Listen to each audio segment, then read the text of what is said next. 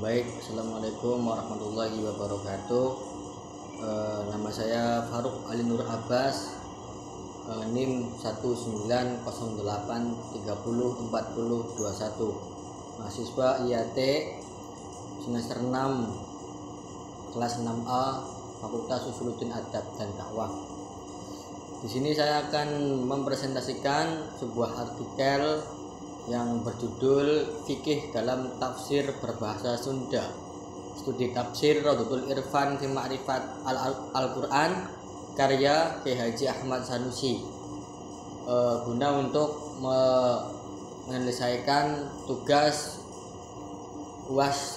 tugas tengah semester, ujian tengah semester. Baik, langsung saja kita masuk ke abstrak. Jadi artikel ini itu membahas penafsiran ayat fikih dalam tafsir berbahasa Sunda, Raudhatul Irfan fi Ma'rifati Al-Quran, karya Kiai Haji Ahmad Sanusi.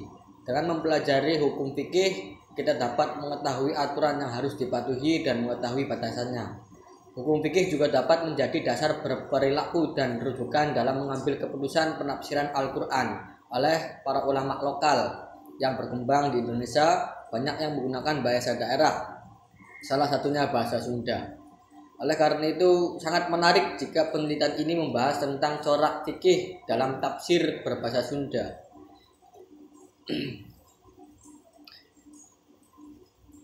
Sumber primer penelitian ini adalah kitab tafsir Raudhatul Irfan fi Ma'rifati Al-Quran, karya Kiai Haji Ahmad Sanusi, yang ditulis dalam huruf pegon bahasa Sunda. Tujuan yang ingin dicapai oleh saya dalam penelitian ini adalah ingin mengetahui bagaimana karakteristik corak fikih dan tafsir Raudhatul Irfan fi Ma'rifati Al-Quran, karya Kiai Haji Ahmad Sanusi. Kemudian pendahuluan. Al-Quran merupakan pedoman hidup sekaligus menjadi rahmat bagi seluruh umat manusia, sebagaimana firman Allah Subhanahu wa taala dalam surat Al-Baqarah ayat 2 yang berbunyi, "Dzalikal kitabul la raiba fihi hudal lil muttaqin," yang artinya kitab Al-Quran ini tidak ada keraguan padanya, petunjuk bagi mereka yang bertakwa. Sebagai seorang muslim, penting bagi kita untuk mengetahui terjemahan dari tafsiran dari Al-Quran yang disesuaikan dengan kebutuhan, baik kebutuhan tafsir sehari-hari ataupun untuk hal yang lebih spesifik. Dikarenakan terkadang ada makna-makna tersembunyi dalam ayat Al-Quran yang hanya dapat dijelaskan oleh seorang mufasir, karena tujuan dari penafsiran Al-Quran adalah memudahkan orang awam untuk mengetahui maksud dari ayat-ayat Al-Quran.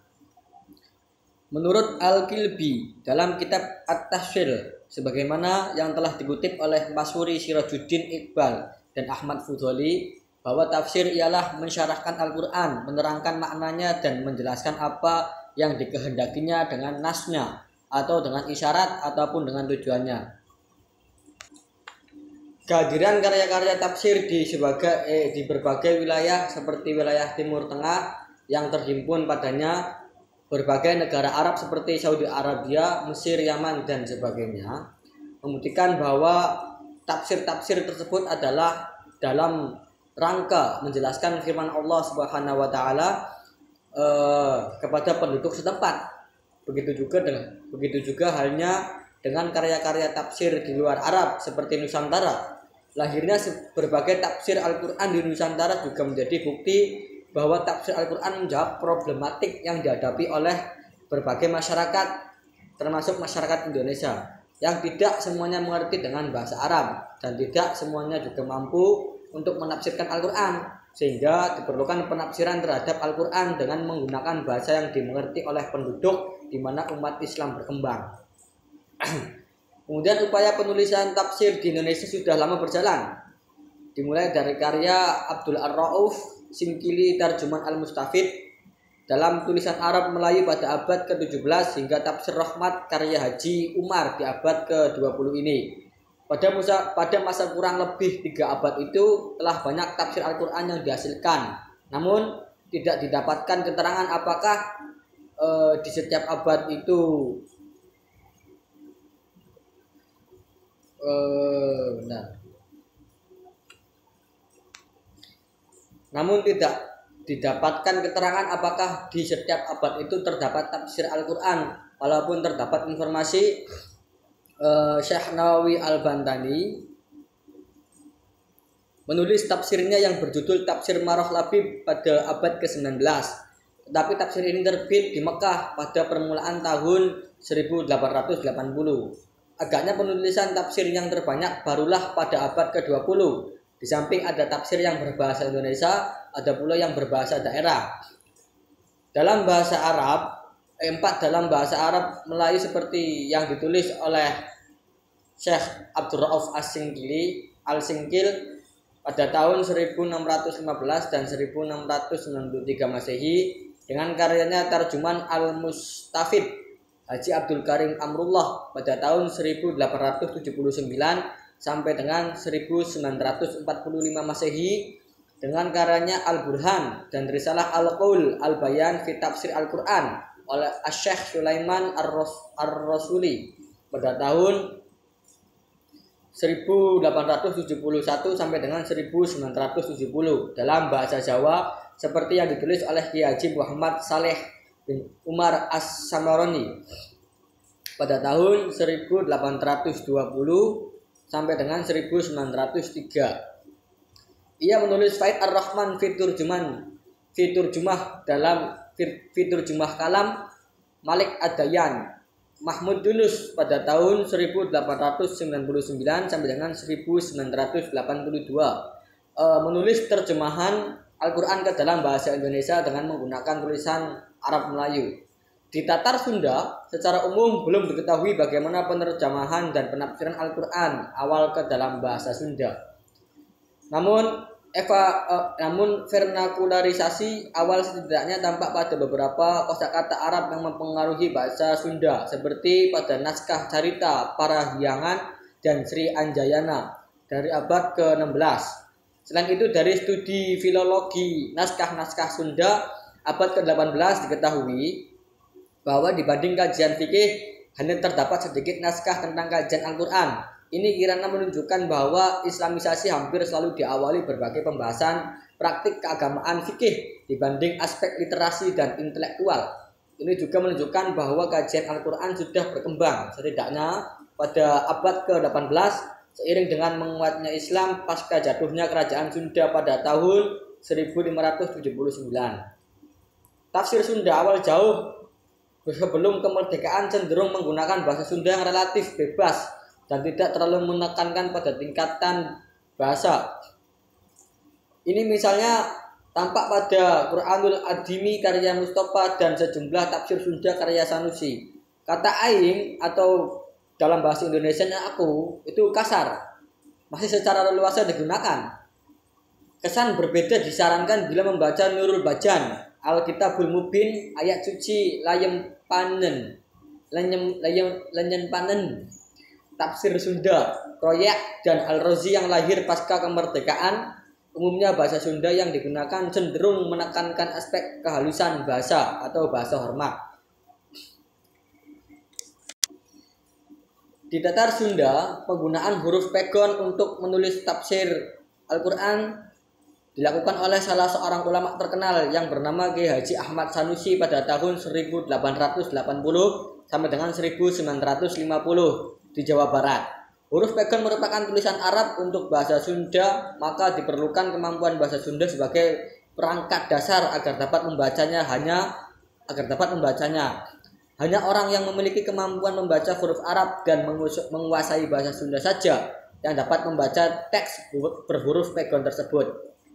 Meskipun huruf pegon berasal dari huruf Arab, tetapi karena bahasa dasarnya adalah bahasa Sunda, maka cara baca penulisannya pun memiliki sedikit perbedaan dengan huruf Arab biasa.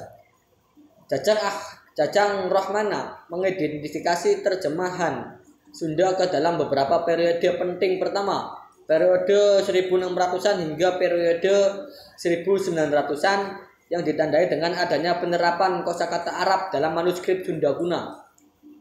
Berkembangnya manuskrip mushaf Al-Quran dan sejumlah mushaf kuna yang disertai terjemahan dalam aksara pegon berbahasa Jawa.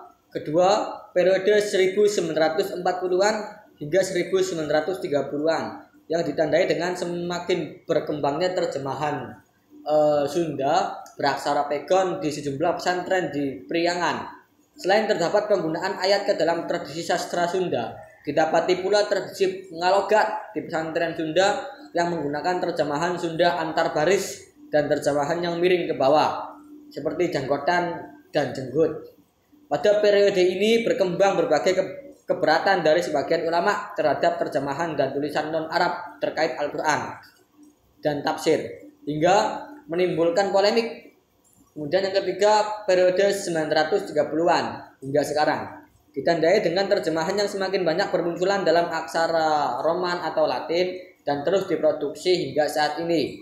Publikasi tafsir Sunda menjadi rujukan penting bagi penguatan Islam di masyarakat melalui berbagai pengajaran atau pengawasan di masjid-masjid pedesaan di Jawa Barat.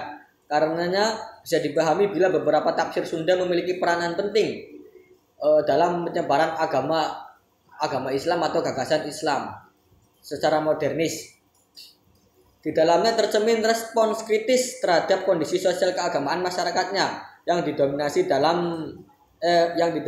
paham tradisional. Ia mampu memadukan fungsi bahasa lokal sebagai sarana komunikasi dengan penafsiran rasional yang diselubungi kepentingan ideologi keagamaan penulisnya. Karenanya kedudukan tafsir Sunda sama sekali tidak bisa dilepaskan dari epistemososial keagamaan pada masanya. Berdasarkan latar belakang tersebut, muncul ketertarikan penulis untuk membahas salah satu gaya penafsiran dari tafsir berbahasa Sunda karya Ki Haji Ahmad Sanusi. Karya tafsirnya yang fenomenal dan menggunakan bahasa Sunda ini adalah tafsir Raudhatul Irfan fi Ma'rifati Al-Quran. Namun, dalam upaya penelitian ini, penulis membatasi hanya membahas sebagian ayat tentang corak fikih dalam tafsir tersebut. Hal ini karena ranah fikih merupakan bagian yang strategis dan dipakai dalam kehidupan sehari-hari, sehingga diharapkan tujuan dari hasil penelitian ini dapat memberikan manfaat khususnya dalam mengetahui corak fikih dalam tafsir Raudhatul Irfan fi Ma'rifat Al-Quran. Sesuai dengan identifikasi dan pembatasan masalah di atas, dapat dirumuskan pokok permasalahan dalam penelitian ini yaitu bagaimanakah penafsiran ayat fikih dalam tafsir Raudhatul Irfan fi Ma'rifatil Al-Quran karya Ki Haji Ahmad Sanusi. Kemudian metode penelitian. Penelitian ini berjenis penelitian kepustakaan atau library research. Melalui pendekatan metode deskriptif, penulis menggambarkan bagaimana penafsiran sebagian ayat fikih yang ditulis dalam bahasa Sunda dan tafsir Raudhatul Irfan fi Ma'rifatil Al-Quran. Sumber primer penelitian ini adalah kitab tafsir Raudhatul fi Ma'rifatil Al-Quran karya Ki Haji Ahmad Sanusi yang ditulis dalam huruf pegon berbahasa Sunda. Kemudian pembahasan. Kitab tafsir Raudhatul Al-Irfan Al-Quran ini kitab tafsir Raudhatul Al-Irfan fi Ma'rifat Al-Quran ini terdiri dari 2 jilid. Jilid yang pertama merupakan penafsiran ayat Al-Quran dari juz 1 sampai juz 15. Jilid yang kedua terdiri dari juz 16 sampai juz 30. Proses penyusunan kitab Raudhatul Irfan pada jilid yang pertama dilakukan Ki Haji Ahmad Sanusi bersama 30 muridnya yang setia mengikuti pengajian dan mencatat setiap ayat Al-Quran, terjemahan dan penjelasan yang disampaikan. Hasil catatan tersebut dikumpulkan oleh seorang khatib yang dipercaya Kiai Sanusi, yaitu Muhammad Busyra. Setelah itu Muhammad Busyra menalin kembali seluruh catatan para santri tersebut untuk diserahkan kepada Kiai Sanusi agar dikoreksi. Persetujuan Kiai Sanusi dapat diindikasikan dengan diizinkan teks tersebut untuk ditertibkan setelah Muhammad Busyra wafat. Kiai Sanusi menunjuk khatib baru, yaitu Muhammad Ibnu Yahya. Hasil penyalinan Muhammad Ibnu Yahya inilah yang kemudian dicetak berulang-ulang dari percetakan yang pertama sampai percetakan ke-10. Sementara itu, jilid yang kedua ditulis oleh Ki Haji Ahmad Sanusi sendiri. Namun naskah asli yang ditulis seorang yang menulis tersebut telah rusak dan sulit terbaca. Akan tetapi, ketika naskah tersebut masih dalam keadaan baik dan terbaca, Badri Sanusi yang merupakan anak kedua Kiai Haji Ahmad Sanusi telah menyalin semua teks dari juz 16 sampai 30. Karena tulisannya dipandang kurang baik, maka penyalinan ke bentuk cetakan tangan dilakukan oleh seorang penulis yang ditunjuk langsung Badri Sanusi, yaitu Acep Mansur. Penyalinan oleh Hajat Mansur dilakukan pada cetak batu, kemudian dicetak dan diterbitkan oleh pesantren Gunung Puyuh. Kemudian metodologi penulisan tafsir Rawdatul fi Ma'rifati Al-Quran. Kata metode berasal dari bahasa Yunani yaitu metodos, yang berarti cara atau jalan. Di dalam bahasa Inggris, kata ini ditulis metode dan bangsa Arab menerjemahkannya dengan thoriqah dan manhaj. Dalam pemakaian bahasa Indonesia, kata tersebut mengandung arti cara yang teratur dan terpikir baik-baik untuk mencapai maksud dalam ilmu pengetahuan dan sebagainya. Cara kerja yang bersistem untuk memudahkan pelaksanaan suatu kegiatan guna mencapai tujuan yang ditentukan. Pengertian metode yang umum itu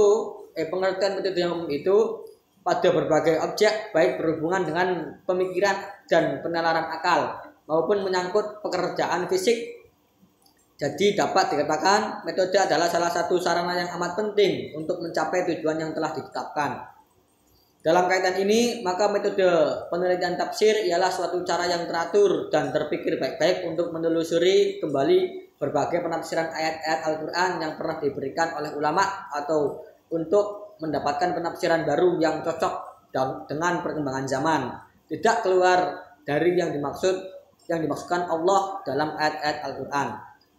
Metode penafsiran yang digunakan oleh Ahmad Sanusi adalah metode ijmali, yaitu penafsiran Al-Quran yang dilakukan dengan cara mengemukakan isi kandungan Al-Quran melalui pembahasan yang bersifat umum, tanpa uraian apalagi pembahasan yang panjang dan luas. Juga tidak dilakukan secara rinci. Tafsir ini dituangkan dengan tulisan pegon Arab berbahasa Sunda. Keglobalan tafsir karya ulama Tatar Sunda ini dapat dilihat dari cara mengungkapkan penjelasan ayat-ayat secara singkat, jelas, dan menyeluruh. Karenanya tafsir dengan menggunakan metode ini terasa lebih praktis dan mudah dipahami. Tanpa berbelit-belit, pemahaman Al-Quran segera dapat diserap oleh pembaca, sehingga pola penafsiran seperti ini cocok untuk para pemula dan disukai oleh umat dari berbagai strata sosial dan lapisan masyarakat.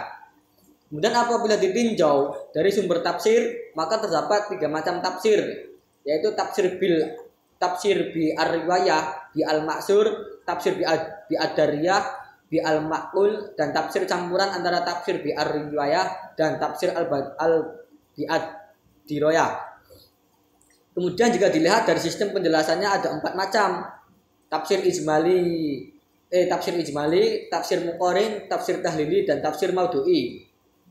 Tafsir Rawdatul Irfan dapat digolongkan kepada tafsir bir-ra'yi. Namun jika ditelaah meskipun tafsirnya mengedepankan akal, tetapi intisarinya tetap berlandaskan pada Al-Quran dan hadis. Mansuri Sirojuddin mengutip Manaqatan bahwa tafsir bir-ra'yi ialah suatu tafsir di mana mufasir dalam menjelaskan makna ayat berdasarkan pemahaman dan istinbatnya dengan akal semata-mata, yakni bukan pemahaman yang sesuai dengan ruh syariah.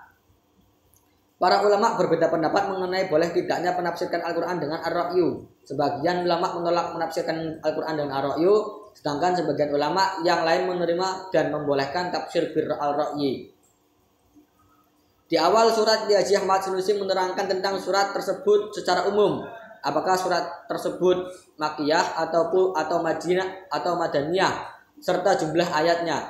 Gaya penafsirannya terdiri dari matan atau teks Al-Quran, terjemahan matan, logat, dan tafsir di sisi kiri dan kanannya. Model penyuguhan tersebut bukan saja membedakannya dari tafsir yang bisa digunakan di pesantren atau masyarakat Sunda pada umumnya, melainkan berpengaruh banyak pada daya serap para peserta pengajian.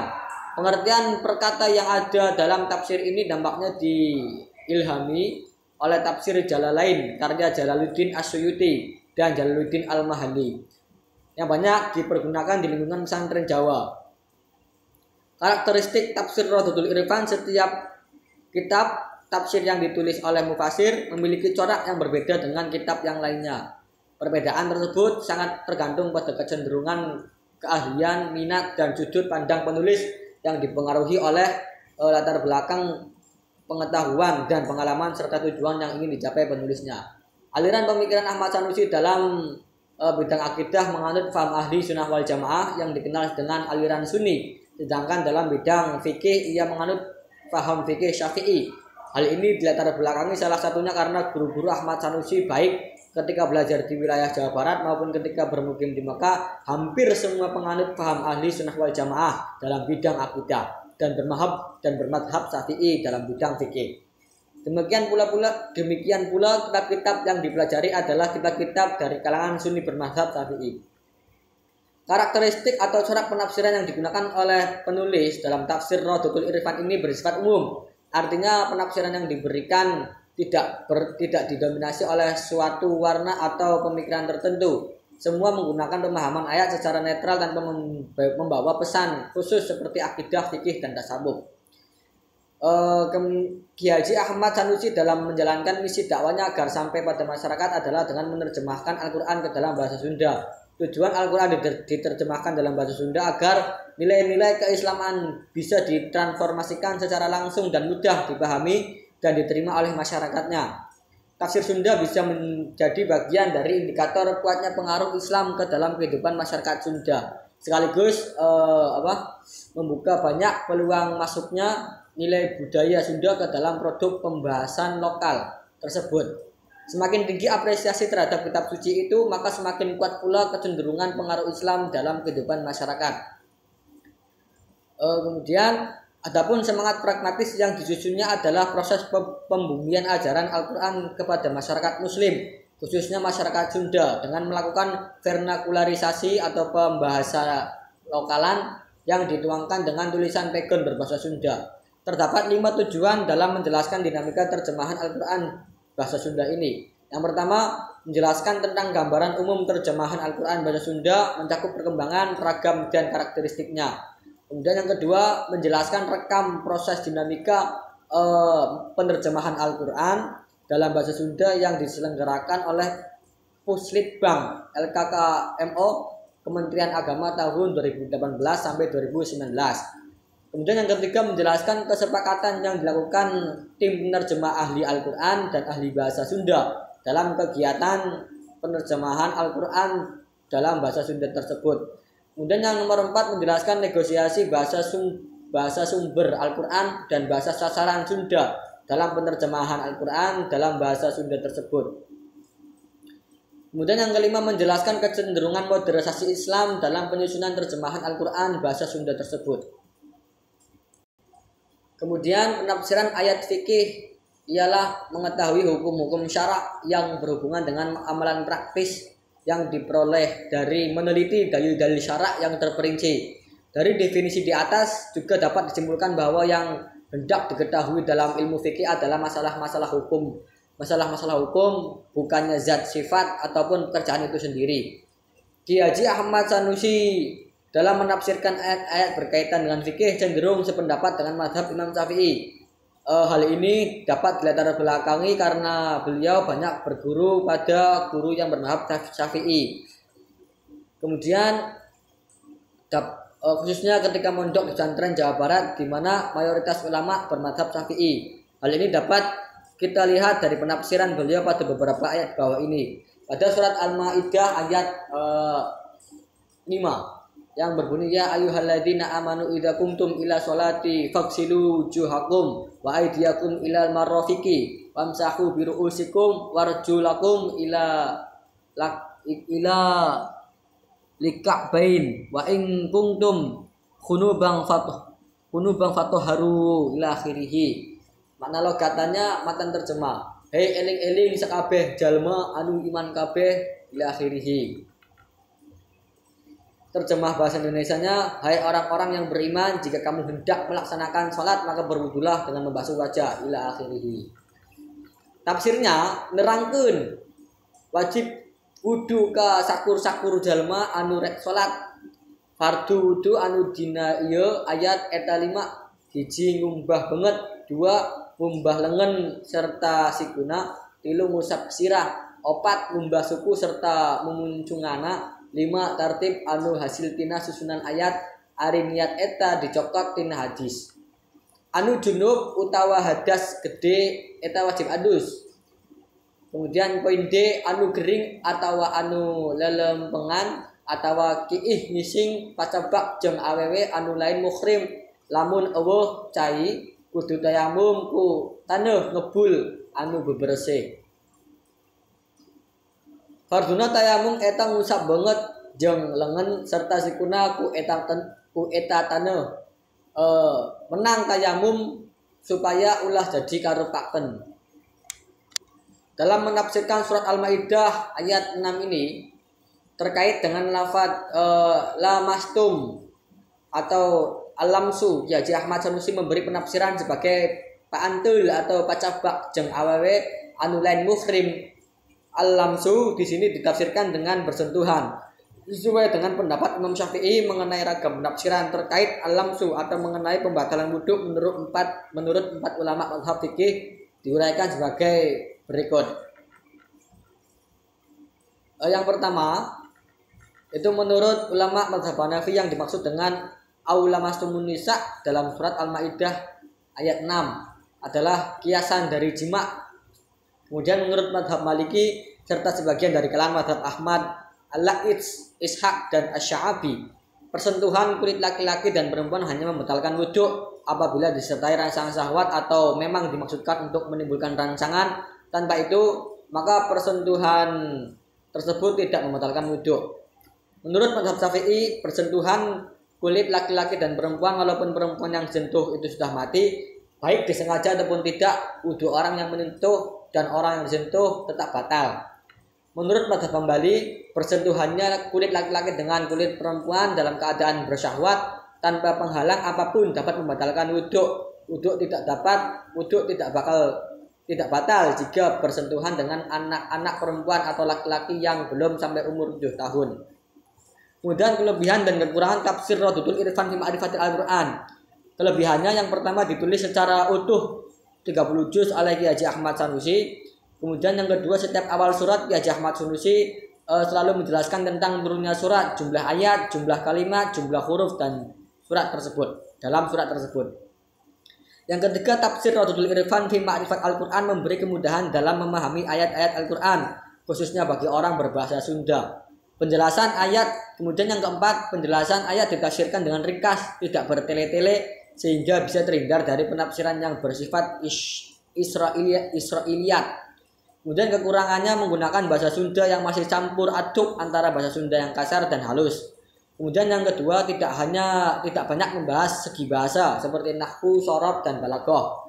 Yang ketiga, penafsiran dan analisa yang terlalu singkat. Terkadang satu ayat ditafsirkan dalam 2-5 baris atau 5 ayat ditafsirkan sekaligus antara 5 baris atau lebih. Kemudian penutup, berdasarkan data yang diperoleh sebagaimana yang dipaparkan maka menghasilkan kesimpulan, yaitu Kiai Haji Ahmad Sanusi merupakan ulama besar di daerah Sunda yang produktif melahirkan ratusan karya. Salah satu karya monumentalnya ialah tafsir Radudul Irfan fi Ma'rifat Al-Qur'an. Seorang fikih dalam menafsirkan kitab Radudul Irfan fi Ma'rifat Al-Qur'an cenderung mengikuti pendapat mazhab Syafi'i. Hal ini dapat dilatar belakangi karena beliau banyak berguru kepada para guru yang bermazhab Syafi'i, khususnya ketika mondok di pesantren Jawa Barat, di mana mayoritas ulama bermazhab Syafi'i. Dalam masalah fikih, Kiai Haji Ahmad Sanusi membenarkan siapapun yang mengikuti pemikiran fikih dari segi 4 mazhab. Tetapi Ahmad Sanusi lebih cenderung untuk berpegang pada aliran pemikiran fikih Syafi'i. Hal tersebut sesuai dengan data yang ditemukan pada penelitian ini, di mana dalam menafsirkan surat Al-Maidah ayat 6.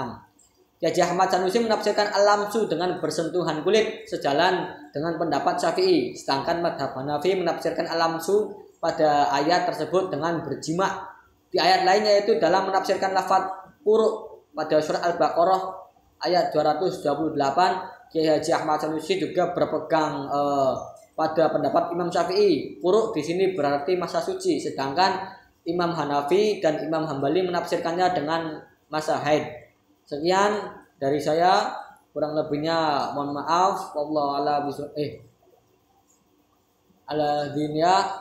Wassalamualaikum warahmatullahi wabarakatuh.